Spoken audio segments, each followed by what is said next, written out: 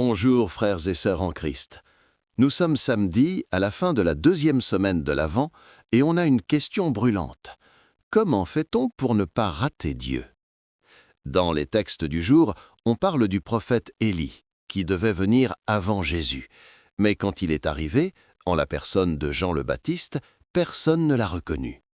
Il y a un risque énorme à chercher Dieu là où l'on s'attend qu'il soit et de rater la façon dont il se présente vraiment. Aujourd'hui, nous allons aiguiser notre regard spirituel. Écoutons ensemble les lectures de la messe. Première lecture. Lecture du livre de Ben Sira le sage. En ces jours-là, le prophète Élie surgit comme un feu. Sa parole brûlait comme une torche. Il fit venir la famine sur Israël et, dans son ardeur, les réduisit à un petit nombre. Par la parole du Seigneur, il retint les eaux du ciel, et à 3 reprises, il en fit descendre le feu. Comme tu étais redoutable, Élie, dans tes prodiges, qui pourrait se glorifier d'être ton égal? Toi qui fus enlevé dans un tourbillon de feu par un char au coursier de feu.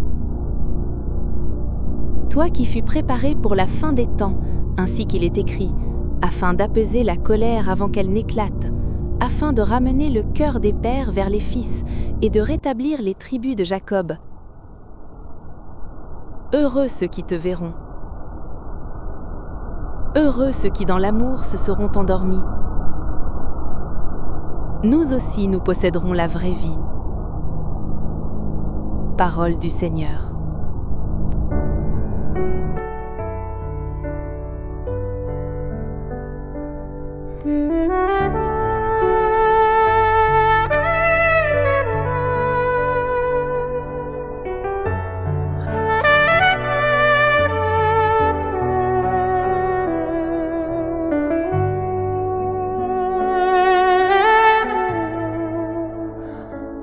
Ô Dieu, fais-nous revenir, que ton visage s'éclaire et nous serons sauvés. Berger d'Israël, écoute resplendir au-dessus des chérubins. Réveille ta vaillance et viens nous sauver, Dieu de l'univers. Reviens du haut des cieux, regarde et vois, visite cette vigne, protège-la. Celle qu'a planté ta main puissante, que ta main soutienne ton protégé, le Fils de l'homme qui te doit sa force, jamais plus doux n'iront loin de toi. Fais-nous vivre et invoquer ton nom.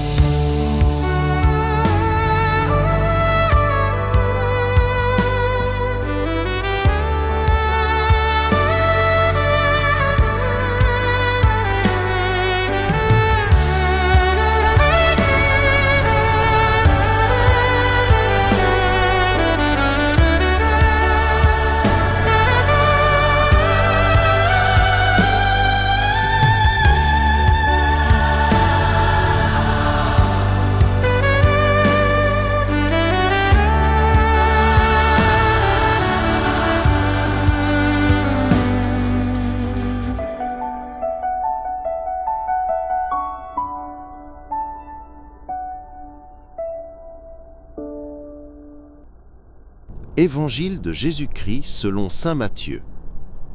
Descendant de la montagne, les disciples interrogèrent Jésus. « Pourquoi donc les scribes disent-ils que le prophète Élie doit venir d'abord ?» Jésus leur répondit, « Élie va venir pour remettre toute chose à sa place. Mais je vous le déclare, Élie est déjà venu.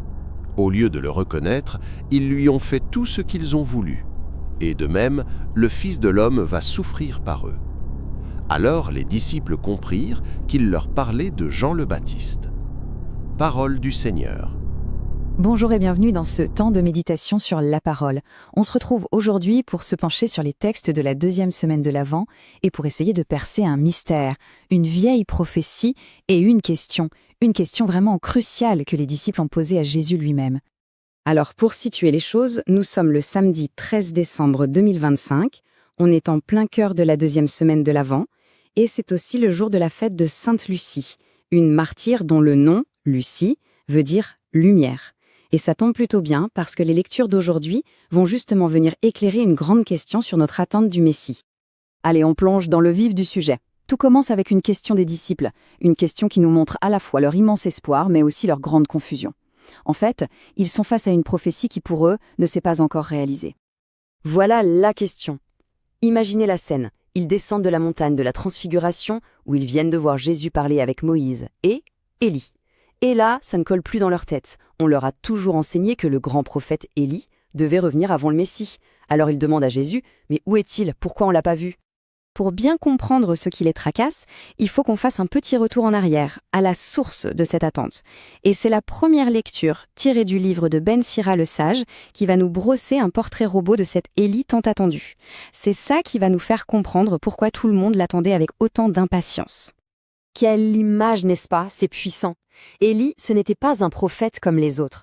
On nous le décrit comme une véritable force de la nature, un feu vivant, un homme dont chaque mot était comme une torche enflammée. Forcément, c'est cette figure spectaculaire, presque surnaturelle, que le peuple espérait revoir. Et c'est là qu'on trouve un premier paradoxe, qui est fascinant. Malgré cette image de feu et de flamme, sa mission, ce n'est pas du tout la destruction. Au contraire, c'est la restauration. La prophétie dit bien qu'il doit apaiser la colère, réconcilier les familles, refaire l'unité du peuple. En somme, un rôle de guérisseur, bien plus que de guerrier. Bon, maintenant, retournons à l'Évangile, à la question des disciples et surtout à la réponse de Jésus. Et attention, parce que c'est ici que le mystère va être résolu, mais d'une façon complètement inattendue qui va bousculer toutes les certitudes de l'époque. Voilà, tout le problème est résumé ici. D'un côté, ce qu'on attendait, le grand show, le retour en fanfare dans un tourbillon de feu. Et de l'autre, ce qui s'est réellement passé, comme Jésus va le leur expliquer, la prédication d'un homme simple, austère, habillé de peau de bête, au fin fond du désert. Le décalage, le grand écart entre l'attente et la réalité est juste immense. Et là, Jésus lâche la réponse, la révélation, choc. Il leur dit « Élie, c'est fait. Il est déjà venu. » Mais, et c'est là tout le drame, personne ne l'a reconnu. Pire encore, ils l'ont rejeté, ils l'ont fait souffrir. Et en disant ça, Jésus fait un lien direct entre le sort de ce messager et le sort qu'il attend lui-même.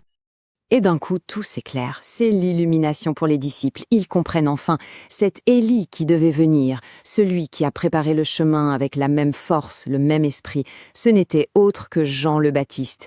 La prophétie s'est accomplie, mais pas dans le fracas qu'on attendait. Elle s'est accomplie dans l'humilité. Alors qu'est-ce que tout ça vient nous dire à nous aujourd'hui pendant ce temps de l'Avent? Parce que cette histoire de rendez-vous manqué, ce n'est pas juste une anecdote du passé. Non, c'est un avertissement très actuel, un appel à ouvrir les yeux. D'ailleurs, le psaume de ce jour résonne parfaitement avec cette idée. Ce refrain, que ton visage s'éclaire, c'est une prière. C'est comme si on demandait à Dieu non seulement de nous aider à revenir vers lui, mais surtout de nous donner la grâce de voir, de reconnaître sa présence quand il se manifeste dans nos vies. Et voilà tout l'enjeu de l'Avent. Ce n'est pas une attente passive où l'on regarde sa montre. C'est une veille active, les yeux grands ouverts. Le vrai défi, c'est d'être assez attentif pour ne pas rater les signes de Dieu, pour ne pas snober ses messagers sous prétexte qu'ils ne correspondent pas à l'idée qu'on s'en faisait. On va donc se quitter avec cette question. Si à l'époque on a raté Jean le Baptiste parce qu'il ne ressemblait pas à l'image du prophète de feu, qui sont les Élies d'aujourd'hui? Sous quel trait inattendu, dans quelle situation qui nous dérange peut-être, la voix de Dieu essaie-t-elle de nous parler? Réfléchir à ça, c'est peut-être ça le cœur de notre chemin de l'Avent. Nous venons de voir comment les disciples ont manqué Jean-Baptiste parce qu'ils s'attendaient à Élie sur un char de feu. La leçon est essentielle pour l'Avent. Dieu vient souvent dans l'inattendu, dans le petit, dans le pauvre. La crèche est le signe qu'il faut baisser les yeux pour le voir. Votre mission ce samedi, ralentissez. Choisissez 3 moments aujourd'hui où vous allez volontairement ralentir, prendre votre café, marcher, faire la vaisselle, et demander à Dieu « Seigneur, montre-moi où tu t'es caché aujourd'hui ». Prions ensemble. Berger d'Israël, visite ta vigne et ouvre mes yeux. Je ne veux pas te manquer dans les petits détails de ma vie. Pardonne-moi d'avoir cherché le char de feu au lieu du baptême d'eau. Ramène mon cœur vers la simplicité de l'Évangile. Fais-nous vivre et invoquer ton nom. Amen.